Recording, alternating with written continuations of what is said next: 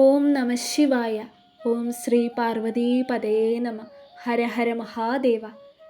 ഞാനിന്നിവിടെ പറയാൻ പോകുന്നത് നമ്മുടെ കൊട്ടിയൂരിലെ ഇളനീർ വരവിനെ കുറിച്ചാണ്.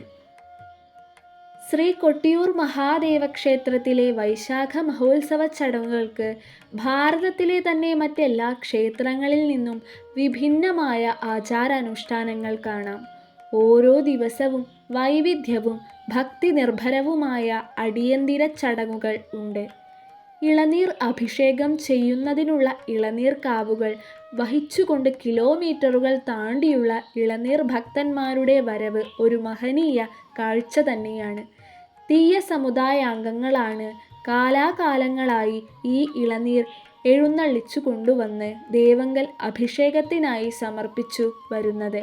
എന്നാൽ അതിപൗരാണിക കാലം മുതൽക്കു തന്നെ ഈ മഹനീയ കൃത്യത്തിന് ചുമതല വഹിച്ചു വരുന്ന പാരമ്പര്യ അവകാശ കുടുംബങ്ങൾ ഉണ്ട്. എരുവട്ടി, ആയിരത്തി, മുടിശ്ശേരി, മേക്കില്ലേരി, ആര്യൻ, തെയ്യൻ, കുറ്റിയാടി എന്നീ നാമങ്ങളിൽ ഇവർ അറിയപ്പെടുന്നു. ഇവർ അതീവ വ്രതശുദ്ധിയോടും അനുഷ്ഠാനങ്ങളോടും കൂടി തന്നെ ഇന്നും പൂർവാധികം ഭക്തി നിർഭരമായി ഈ ചടങ്ങ് നിർവഹിക്കുന്നു.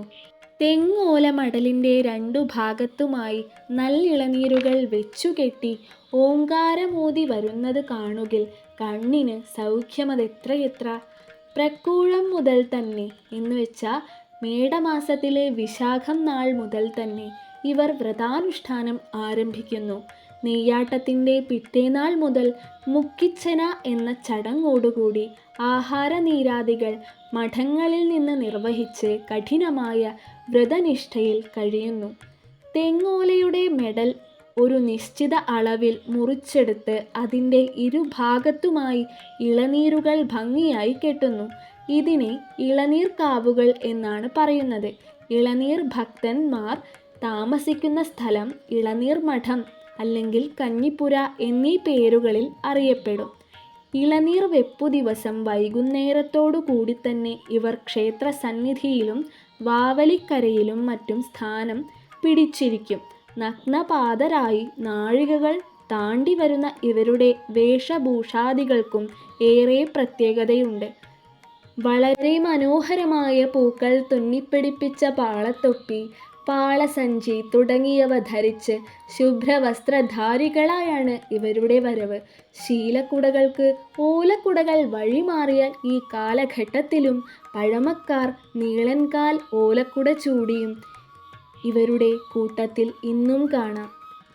തന്നാരപ്പാട്ടുകളും ഓങ്കാരനാദങ്ങളും കൊണ്ട് അന്നേ ദിനം ഇവർ ആനന്ദ നിർഭരമാകുന്ന കാഴ്ച വിവരണാതീതം തന്നെയാണ്. നമ്മൾ ഈ ഇളനീർ ചടങ്ങ് നേരിട്ട് കാണുമ്പോൾ ഉണ്ടാകുന്ന ആ ഒരു സന്തോഷവും ആ ഒരു അനുഭവവും ഒന്നും പറഞ്ഞറിയിക്കാൻ പറ്റില്ല. അത് നേരിട്ട് തന്നെ കാണണം. കണ്ട് ആ ഒരു അനുഭവം നമ്മൾ മനസ്സിലാക്കണം. അപ്പോൾ എല്ലാവർക്കും ഈ ഇളനീർ ചടങ്ങ് കൊട്ടിയൂരപ്പൻ്റെ സന്നിധിയിൽ പോയിട്ട് കാണാൻ സാധിക്കട്ടെ. അതിനുള്ള അനുഗ്രഹം പാർവതി പരമശിവന്മാർ നൽകട്ടെ എന്ന് ആശംസിച്ചുകൊണ്ട് ഓം നമ ശിവായ.